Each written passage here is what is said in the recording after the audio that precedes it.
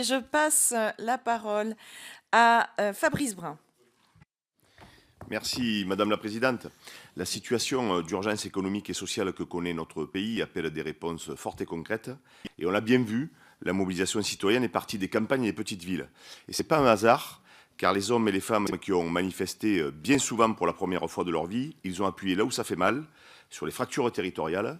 Elles sont médicales, numériques et économiques. Et monsieur le directeur, je vous invite à venir la semaine prochaine avec moi sur le canton d'Entraigues, proposer des rendez-vous Skype dans un territoire où on se bagarre pour développer l'Internet très haut débit, mais où également on se bagarre pour avoir ne serait-ce qu'une liaison téléphonie fixe de qualité.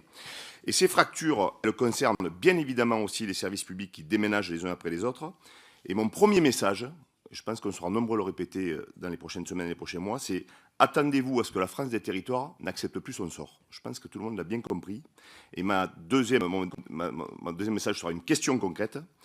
Qu'allez-vous faire à votre niveau pour mettre fin au culte des métropoles?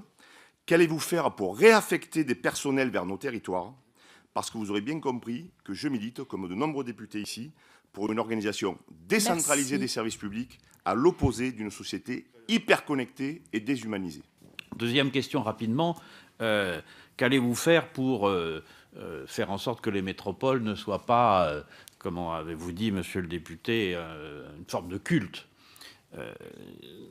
Dans cette démarche de déconcentration de proximité que je viens de rappeler, il y a la partie départementale, avec cette consultation, mais il y a aussi l'idée de venir, une sorte de joker en quelque sorte, injecter dans les territoires des tâches et donc des agents venant des métropoles.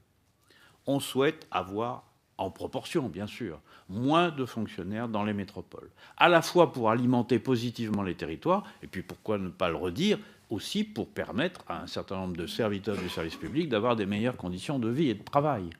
Donc les deux se rejoignent et on a cette ambition à la DGFiP. Dans les années qui viennent, il y aura en proportion moins de fonctionnaires dans les métropoles au profit des territoires.